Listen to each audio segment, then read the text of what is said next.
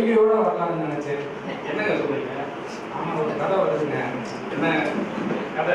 கதை வருது. கைலியோடவே வரலாம். கைலியோடய வரலாம். ஏங்க முதல்ல வந்தவங்களுக்கு ஒரு வணக்கம் தரீங்க, அப்புறம் பேசிக்கலாம். நீங்களே சொல்லிருங்க. கதிர் வெடித்து குழம்புவில கடல் உதித்து சூடாற்ற முதுமை மிகு நிலப்பரப்பின் முதல் பிறப்பு தோன்றிவிட நதி வரும் முன் மணல் தரும் முன் நலமலர்த்த தமிழனங்கே பதிமதுரை பெருவலையில் பாண்டியர் கை பார்த்தவளே, நின்னை யான் வணங்குவதும் என்னை நீ வாழ்த்துவதும் அன்னை மகற்கிடையே அழகில்லை என்பதனால் உன்னை வளர்த்து வரும் ஓன்புவர் சேர் தன்புலவர் தன்னை வணங்குகிறேன் தகையோரே வணக்கம். என்னால் இது மாதிரி சொல்ல முடியாது, அதனால நான் அதை வழிமொழிகிறேன். வாய்ப்பளித்த அறிவிச்சவன் ஐயா அவர்களுக்கும் சான்றோர்களுக்கும் எங்களது வணக்கங்கள். தொகையாரே, நேரம் கருதி 10 நிமிஷம் பேச சொல்லிட்டாங்க. நம்ம இப்ப என்ன பண்ணலாம்? 10 நிமிஷம் 20 நிமிஷம் பேசிட வேண்டியது. 5 நிமிஷம் 10 நிமிஷம் அப்ப 20 நிமிஷம் பேசிடுவோமா? பேசிடுவோம். ஆனா அறிவிச்சவன் ஐயா இருக்காரு, அவர் இங்க இருக்க வேண்டிய ஆளே இல்லைங்க. நம்ம வெளியில போட்டு வரணுமா? இல்லைங்க, அவ்வளவு பெரிய திறமைசாலி. தமிழ்நாட்டிலேயே அவருக்கு நிகரா எழுதக்கூடிய ஆள் யாராவது இருக்காங்க சொல்லுங்க. இருக்காங்க. என்னங்க சொல்றீங்க? அது அவருதான். உண்மையிலேயே அறிவு செல்வன் ஒரு எழுத்து பித்தர். அவர் எழுதிக்கிட்டே இருக்காரு. அறிவு செல்வனுக்கு 6ஆம் விரல் பேனா அப்படின்னு நான் சொல்றேன். நான் அதை ஒத்துக்க முடியாதுங்க. என்னங்க எப்படி சொல்றீங்க? 6ஆம் விரல் வந்து பேனா கிடையாது, அவரோட 5 விரலுமே பேனா தான். சிரிக்கம் கேட்டு சிரிக்க. அறிவு செல்வனுக்கு அதிகமாக இருப்பது அறிவா செல்வமா அப்படின்னு ஒரு பட்டிமன்றம் வச்சோம் வச்சுங்களேன். ஒரு நடுவராக இருந்தா நீங்க என்ன தீர்ப்பு சொல்றீங்க? அது ரொம்ப கஷ்டம். எப்படி? அவருக்கு அறிவும் நிறைய இருக்குது, செல்வமும் அதிகமா இருக்கு. ஆனா அது கொரோனாவுக்கு முன்னாடி வரலையும், கொரோனாவுக்கு அப்புறம் ஒரே நாள்ல 15 புத்தகம் வெளியிட்டாரு பாருங்க. அதுல இருந்து முடிவாயிடுச்சு அவருக்கு அறிவு தான் அதிகமா இருக்கு. ஆனா நான் நடுவராக என்ன சொல்லுவேன்? செல்வம் தான் அதிகம் இருக்குன்னு சொல்லுவேன். எப்படி? இப்ப ஐயாட்ட போய் ஐயா உங்கள்ட்ட அறிவு இருக்கான்னு கேட்டு பாருங்க, கோச்சுக்குவாரு.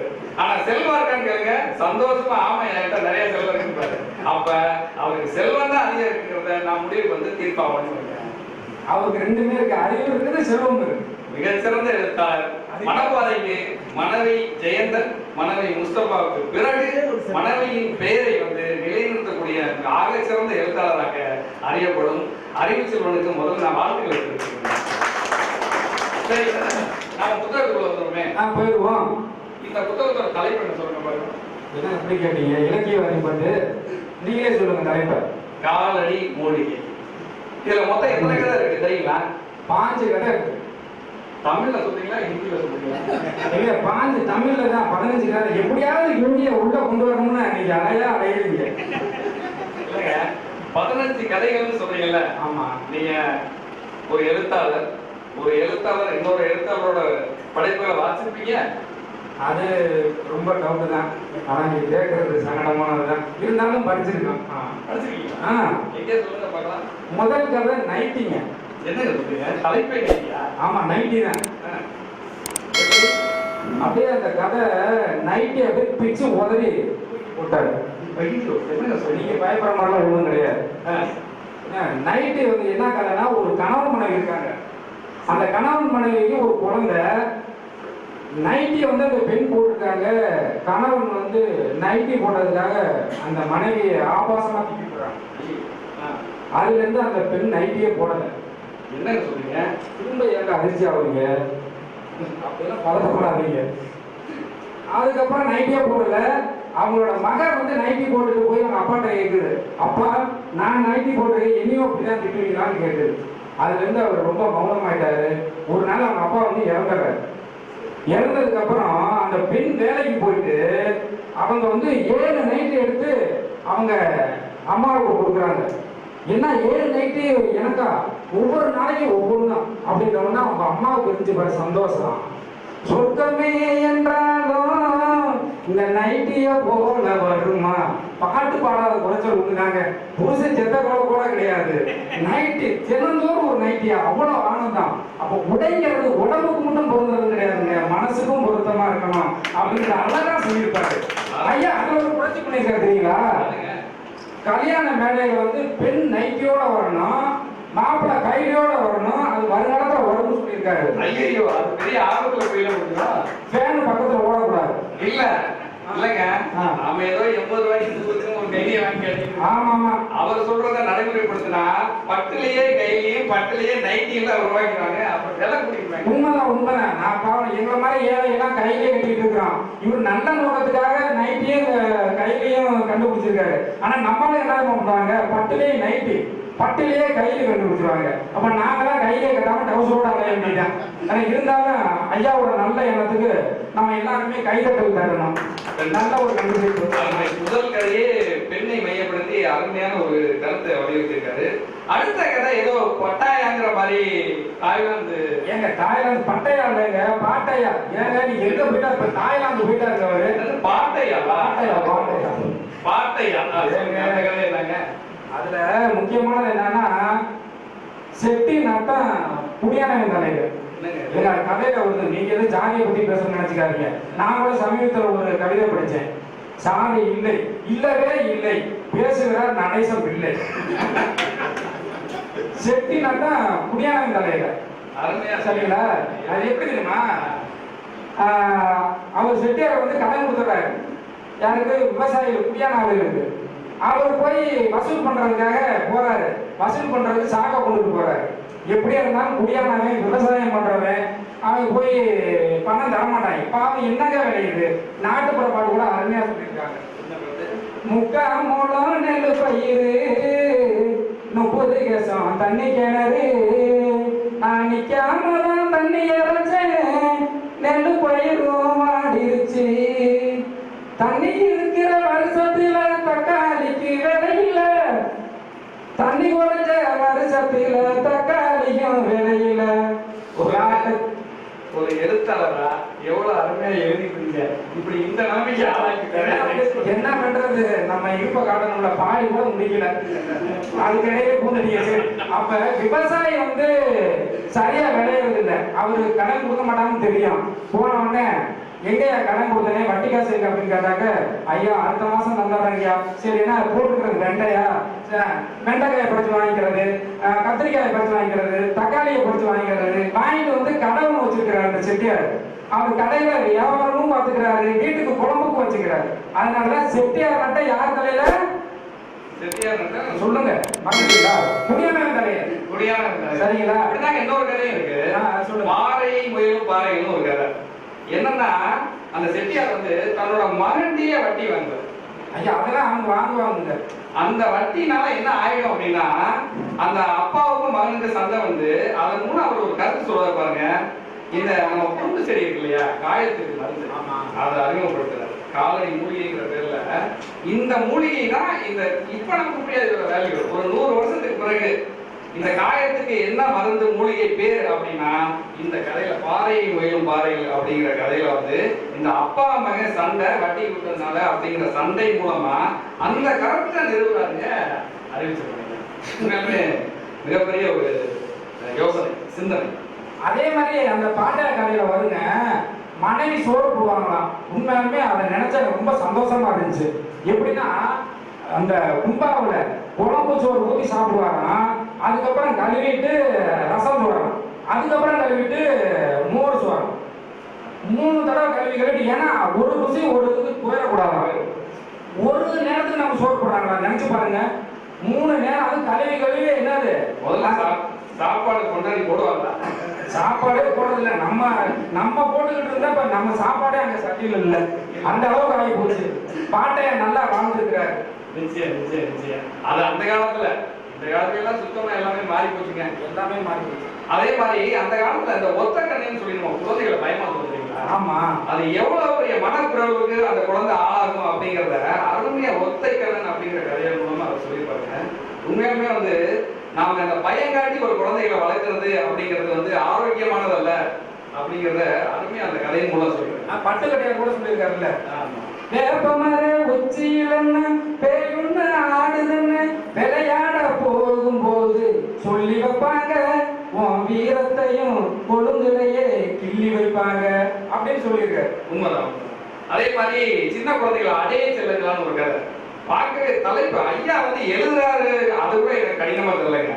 இந்த தலைப்பு வைக்கிறாரு பாருங்க, இது எப்படி எங்க இருந்து தான் பிடிக்கிறாருன்னே தெரியல.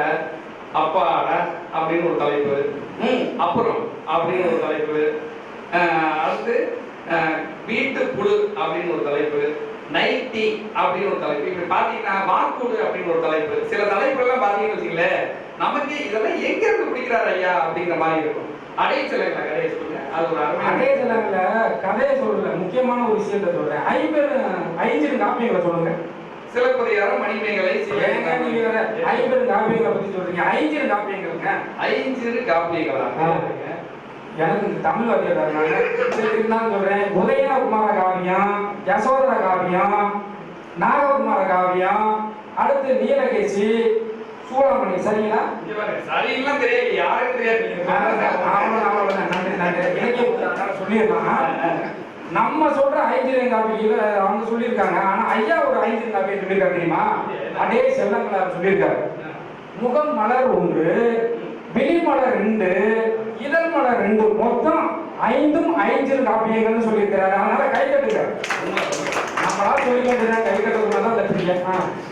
அடுத்து பாரதியார் ஒரு அருமையான கவிதை, காணி நிலம் வேண்டும் பராசக்தி, காணி நிலம் வேண்டும் அப்படின்னு ஒரு சொல்லுங்க. அடுத்து சொல்லுங்க. தெரியாது, தெரியலன்னா பரவாயில்ல. காணி நிலம் வேண்டும், அதில் ஒரு வீடு வேண்டும், தென்னந்தோப்புகள்லாம் வேண்டும்னு ஒரு கவிதையில சொல்லியிருப்பாரு. அது மாதிரி ஐயாவோட கதையில குளத்தங்கரையில் ஒரு வீடுன்னு ஒரு இருக்காரு. அதான் உண்மையாலுமே படிச்சுட்டு நான் 2 நாளா உண்மையாலுமே தூங்கலைங்க. அதுல ஒரு தத்துவம் சொல்லியிருப்பாங்க. உண்மையை தான் சொல்றேன், சத்தியமா சொல்றேன். என்னன்னா, நீ சிரிக்கிறத பார்த்தா என்னமோ போய் சொல்ற இல்ல. அதுல என்னன்னா, ஒரு கிறிஸ்தவ பள்ளியில ஆசிரியரா இருப்பாங்க. அவங்க வந்து அவங்க சொல்ற வாக்கியத்தை மட்டும் சொல்றோம். அந்த வீடு வாங்கி புதுசா இருப்பாங்க. அந்த வீட்டுல கீழே இருக்கிறவங்க வந்து ஐயாவுக்கு தெரிஞ்சவங்க. அவர் போய் அவங்க சொல்லும் போது, வீட்டோட ஓனர் யாருக்கும் போது அவங்க தனியா இருக்காங்க, யாரோடையும் ஒட்டாமல் இருக்கிறாங்க, எந்த நேரமும் புத்தகம் படிச்சுக்கிட்டே இருக்காங்க அப்படின்னு சொல்லி சொல்றாங்க. ஐயாவுக்கு புத்தகம் படிக்கிறவங்களை பார்த்தா ரொம்ப ஆர்வமா இருக்கும். நேரம் அவங்கள பார்க்க போறாரு. போய் பார்க்கும்போது அவங்க ஜெயமோகனுடைய அறம் புத்தகத்தை படிச்சுட்டு இருக்காங்க. இவர் கையில பாலகுமாரனோட இரும்பு புதிர். அவங்க கேட்குறாங்க, நீங்க பாலகுமாரன் மட்டும் தான் படிப்பீங்களான்னு கேட்குறாங்க. அதுக்கு சும்மா இருக்கக்கூடாது, எப்போ பாரு ஏதாவது ஒன்று சொல்லிட்டு தான் இருப்பார். அவர் ஆமாங்க இல்லைங்க. ஒரு தூண்டில்காரன் கூடையில கெண்டை மீன் இருந்துச்சுன்னா கெண்டை மீன் மட்டும் தான் முடிப்பானா அந்த அம்மாவை பார்த்து திரும்ப கேட்குறாரு.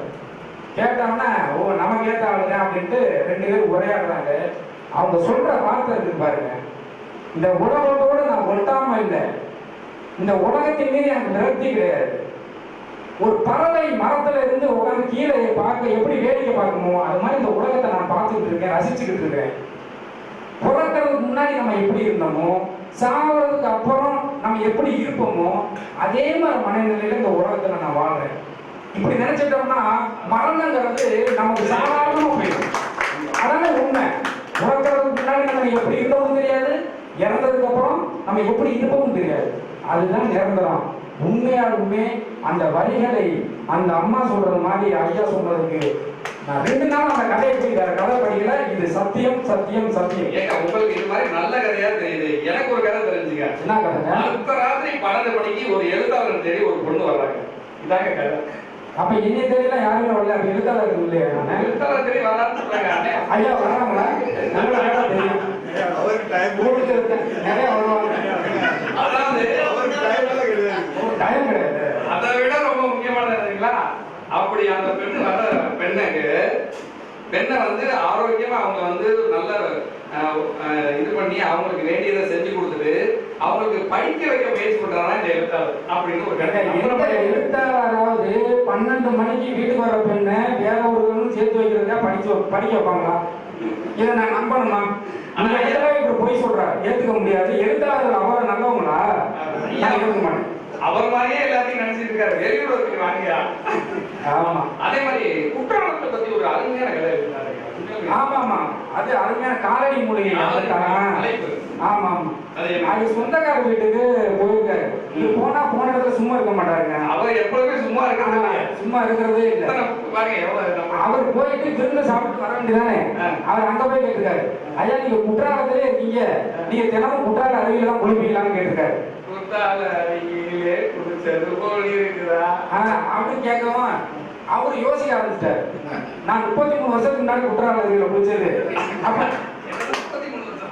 அதுக்கு குடிக்காம இல்லைங்க, அவங்க வீட்டு போர் தண்ணியை குடிக்கிறாராம். குற்றாலத்துல குடிக்கல. அது வாஸ்தவம் தாங்க. யாருக்குமே அங்கன இருக்கிற அதோட வேல்யூ தெரியாது. கூட இருக்கிற அந்த உறவுகளையும் சரி, கூட இருக்கிறப்ப அதோட வேல்யூ தெரியாதுங்க. அதெல்லாம் அருமையா சொல்லியிருப்பாரு ஐயா. ஒரு மருந்து வந்து ஒரு நோய்க்கு பயன்படும் போதுதான் அது மூலிகை, இல்லைன்னா அது வெறும் தலை அப்படின்னு சொல்லிட்டு அழகா அந்த காலடி மூலிகை கதையில அழகா சொல்லியிருப்பாரு. அருமைங்க அருமைங்க. அப்புறம் ஒண்ணு, நான் காலையில எழுந்திரிச்சோன்னா எல்லாத்தையும் காலை வணக்கம் போடுற மாதிரி ஐயாவுக்கு வாழ்த்துக்கள் போடுறது. என்னங்க சொல்றீங்க? ஆமாங்க, எப்படியா இருந்தாலும் ஒரு விருது வாங்கிடுறாரு. ஏன்னா நமக்கு வேலை இருந்து நமக்கு நேரம் இருக்கு, போட்டுறது. டெய்லி ஒன்று வாங்குறது நம்ம பார்ப்போம், பார்க்காம போவோம். போடுறீங்க வழக்கமா இருக்கு. அதனால நான் மனவேலை கேட்ட சபை எல்லாத்தையும் அந்த கருத்தை வந்து வழிமுறையில காலையில எந்திரிச்சு ஐயா ஒரு வாழ்த்துக்கள் போட்டு விருதுகள் குவியுது. விருதுகள் வருது. ஆமா, எனக்கு அழுகையா வருது. ஆனா பாலஜோதி தான் வந்திருக்காரு. இந்த விருதுகளுக்கெல்லாம் என்ன சூட்சமா இருக்குன்னு தெரிய மாட்டேங்குது. அது வந்து அழகா இருக்கா அந்த டெக்னிக்கை ஐயா புடிச்சிட்டாரு. ஏற்கனவே அவர் செல்வம் அதிகம், இப்ப இதுல வேற வருமானம் அதிகமாயிருக்கு. ஆமா, ஒரு பெண்ணை கட்டிட்டு இருக்காரு. ஓ அதானா? ஆமா, பெண்ணி கட்டினதை வச்சு ஒரு கடையில் இருக்காரு ஈரம்னு. அப்படியா? கொத்தனாருக்கு சித்தாளுக்கு இந்த காலத்துல யாராவது டீ வடை போண்ட வாங்கிட்டு அது வாங்கி கொடுத்தா கூட பரவாயில்லைங்க. வெயில் காலத்துக்கு மோர் வேற வாங்கி கொடுக்குறாரா? வேலைக்கு கூட்டி வந்திருக்காரா இல்ல வந்து மோர் கொடுத்து தூங்க வைக்க வந்திருக்காரா? உங்க மனிதாபிமானம் நல்லதுதான். ஆனா எங்களை மாதிரி வீடு கட்டுறவங்களுக்கு எல்லாம் அதுக்கு வந்து கட்டுப்படி ஆகாது, பாத்துக்கோங்க. சரி, கடைசியா ஒரே ஒரு கதையோட முடிச்சுக்கோங்க. சரிங்க, நல்ல விஷயம். ஐயாவுக்கு எட்ட பார்வை நினைக்கிறேன். ஏங்க, அதாவது 2124 என்ன நடக்கும் அப்படிங்கறத ஒரு கதையில சொல்லிட்டாங்க. ஏங்க, அது தொலைநோக்கு பார்வை. தொலைநோக்கு எட்ட பார்வை அவர் ரொம்ப தொலைவா பார்த்துறாரு. அந்த கதை எப்படி தெரியுமா? 2124 ஒரு மனுஷனுக்கு மருத்துவம் எப்படி எல்லாம் வளர்ந்துருக்கும் அப்படிங்கறத சொல்றாரு. எப்படி? 2124 ஒரு பெரிய பணக்காரன் 127 வயசு பூமியில வாழ்றேன். பணக்காரன்னா என்னங்க அர்த்தம்? பணக்காரன் ஏழைக்கு ஏதாவது வித்தியாசம் இருக்கா? ஆமா. என்ன சொல்லுங்க? ஏழைன்னா நாய் மாதிரி அலையிறவன், பணக்காரன்னா நாயோட அலையிறவன். பெரிய தத்துவத்தை திடீர்னு கேட்டா எனக்கு யோசிக்க முடியல. ஏங்க நீங்க அந்த பணக்காரன் 2124 மருத்துவத்தோட சிறப்பால அந்த பணக்காரன் 127 வயசு வாழ்றேன். அது கூட பிரச்சனை இல்லைங்க. மனைவி 119 வயசு வரையும் கூட வாழ்றாங்க. அதுக்கு செத்துருக்கலாமே. ஏங்க இதை கேட்ட உடனே எனக்கு ஞாபகம் வருது. சொல்ற வாக்கிங் போறவங்க எல்லாம் பாருங்க, சந்தோஷமா முன்னாடி வாக்கிங் போயிட்டு இருந்தாங்க. இப்ப எல்லாம் பொண்டாட்டியோட போய் சிரிச்ச முகமாவே இல்லைங்க. அவனே ஃப்ரீயா இருக்கணுங்கிறதுக்காக வாக்கிங் போக ஆரம்பிச்சான். இப்ப நானும் கூட வரேன்னு இந்த மனைவிமார்கள் கூட வந்து அவன் எப்பொழுதுமே உருனே வர்றாங்க அந்த வாக்கிங். அதுக்கு எதுக்குங்க அந்த வாக்கிங்? நீ பாத்துருக்கீங்களா? 2 பேரும் வாக்கிங் போகும்போது ஒண்ணு மனைவி முன்னால போவாங்க, இல்லாட்டி புருஷன் முன்னால போவாங்க. இவங்க சேர்ந்து போய் பாத்துருக்கீங்களா? பாத்துருங்க, ஒருத்தரை பாத்துங்க. 2 பேரும் அப்படி சிரிச்சு எனக்கே பொறாமையா இருந்துச்சுங்க. அவங்க பொண்டாட்டி கிடையாது. ஆமா. சரி, அந்த 119 வரைக்கும் மனைவி இருக்காங்க. மனைவி இருக்கிறாங்க. அதான் உண்மை. இந்த இதயத்தை மாற்று அறுவை சிகிச்சை பண்ற மாதிரி மருத்துவர்கள் யோசிக்கிறாங்க. மூளையும் மாற்றி அறுவை சிகிச்சை பண்ணி கொடுத்தனா என்னன்னு சொல்லிட்டு யோசிக்கிறாங்க. யோசிச்சு என்ன பண்றாங்க தெரியுங்களா? ஒரு 27 வயசு இளைஞனோட மூளை வந்து மூளைச்சாவு அடைஞ்சிருக்கு. அந்த மூளை எடுத்துட்டு அந்த 127 வயசு அந்த உடம்பு சொல்லாம இருக்காரு பாருங்க, அந்த அவர்களோட மூளை வந்து அங்க கொடுக்கிறாங்க. மூளையை மாற்றி அறுவை சிகிச்சை பண்ணிடுறாங்க. அதுக்கப்புறம் அவர் 200 வருஷம் இந்த பூமியில வாழ்ந்து பட்ட கஷ்டம் கொஞ்சமா நெஞ்சமா இருந்தாலும் மருத்துவ வளர்ச்சிங்கிறது ரொம்ப பிரம்மாண்டமா இருக்குது. மகனுக்கு 90 வயசு, அவருக்கு 127 வயசான மூளை வந்து 27 வயசு மூளை, மனைவி 119 வயசு. அந்த குடும்பம் எப்படி இருக்குன்னு நீங்களே கற்பனை பண்ணி பாருங்க. ஏத்த நம்ம செத்துறோம் போறீங்க. ஆமா ஆமா, நம்மளே அது அப்படிதான் இருந்துச்சு. அருமையா நீங்க 15 கதைகளையும் அழகா அருமையா பண்ணிட்டீங்க. உண்மையாலுமே அறிவுசுரன் ஐயாவோட ஒவ்வொரு கதைகளும் ஒரு முத்து போன்றது. அது நமக்கு என்ன சொத்து போன்றது. ஐயாவை பத்தி ஒரு மறக்க முடியாத நிகழ்வு ஏதாவது ஒரு சொல்லி கிளம்பிருக்கலாம். மறக்க முடியாத நிகழ்வு. ஆமா, எனக்கு மறந்துச்சு. அதாவது ஒரு தடவை எனக்கு ஃபோன் பண்ணாரு. சரி, நீ செத்துறியா அப்படின்னாரு. ஐயா என்னங்க சொல்றீங்க? ஆமாங்க, என்ன அப்படி சொல்றீங்க? ஒரு கவிதை இருந்த படிச்சேன், அவ்வளவு அற்புதமா இருக்கு. இதுக்கு மேல நீ அப்படி ஒரு கவிதை எழுத போறதே இல்லை. ஏன்னா நீ வாழ்ந்ததுக்குரிய அர்த்தம் இந்த கவிதையில இருக்கியா, அதனால செத்துறியாங்க. அப்படி நல்ல மனம் திறந்து பாராட்டக்கூடிய ஒரு நபர், அவரை மறக்கவே முடியாது. உண்மையாலுமே அப்படி பாராட்டுறாங்க. எழுத்து ஒரு தவம் போன்றது, அது ஒரு வித்தை, அது எல்லோருக்கும் வாய்ப்பு விடாது அப்படின்னு ஒரு பெரிய எழுத்தாளர் சொல்லியிருக்காரு அசோகமுத்திரன். ஆனா அது நம்ம அறிவிச்சலுக்கு வாய்ப்பு. அது என்ன பிரச்சனைனா எல்லா நேரமும் தவமா இருக்காரு. ஒரு 3 தொகுப்பு தான் இப்ப இந்த தடவை வெளியிடலாம் அப்படின்னு முடிவுல இருக்காரு. ஆமா ஆமா, தெரியாதனமா ஐயா போய் அமிர்தபுரி ஐயா இவ்வளவு பிரச்சனைக்கு காரணம் அண்ணன். ஆமா, என்ன சொல்றாரு? பிரச்சனையா சமுதாயத்தின் பிரச்சனை தீர்க்க வர படைப்புகள் இருக்கு. ஐயா கேட்டுக்காரு, என்னங்க இந்த தடவை 3 புத்தகம் தான் அப்படின்னு இருக்காரு. உடனே சொல்லியிருக்காரு, அப்படியா இன்னும் 2 மாதம் கொடுங்க அப்படின்னு சொல்லி 2 புத்தகம் கூட வந்துச்சு. அதனால எந்த நேரம் தவத்துல இருக்கக்கூடிய ஒரு ஐயா 5 புத்தகம் எடுத்ததுக்கு இவருதான் காரணம். அதனால எல்லாரும் கை தட்டுங்க. காலடி மூலிகை அப்படின்னு ஒரு இது. இந்த மூலிகை விலை 200 ரூபாய். இந்த விலைக்கு வந்து முடிஞ்ச வரைக்கும் ஐயா நாங்க வந்து டிஸ்கவுண்ட் வாங்கி தரோம். என்னங்க நீங்க என்னமோ அந்த பஸ் ஸ்டாண்ட் இருப்பாங்க இல்ல, பாச்சவரோட 10 ரூபாய், நார்மலா கயிறு 10 ரூபாய், திருக்குறள் 10 ரூபாய், திருக்குறளையும் அந்த பாச்ச உண்மையோட சேர்த்துருவாய். அப்படி சொல்லாதீங்க. இந்த காலடி மூலிகையை படிச்சீங்க அப்படின்னா உடம்புக்கும் நல்லது, குறிப்பாக மனதுக்கு நல்லது. அதை விட அறிவுச்சலுக்கு ரொம்ப ரொம்ப ரொம்ப நல்லது. அதனால அவர் பெரிய மனம் படைத்தவர். அதனால அவரிடம் கேட்காமலே நான் ஒரு முடிவு எடுத்துட்டோம். என்னன்னா, மற்ற நாள் வாங்கினா 200 ரூபா, இன்னைக்கு 1 ரூபா குறைச்சி 199 ரூபாய் இந்த புத்தகம் தரப்படும். ஐயாவோட பெரிய மனசை எண்ணி நான் முடிவெடுத்து அவர் மறுக்க மாட்டாரு, நான் நம்புறோம். வாங்கிட்டு போய் படிச்சு மனதை ஆரோக்கியமா வைத்துக் கொள்ளுங்கள். இவ்வளவு நேரம் இந்த இலக்கிய மேடை நிகழ்வுல வந்து ஒரு யுக்தியை நாங்கள் வந்து இன்னைக்கு அறிமுகப்படுத்தியிருக்கோம். இலக்கிய இரட்டையர்களான நாங்கள் இந்த இலக்கிய நையாண்டி என்ற ஒரு புது யுக்தியை வந்து இந்த மலர் இலக்கியங்கள் மூலமாக அறிமுகப்படுத்தியிருக்கிறோம். நன்றாக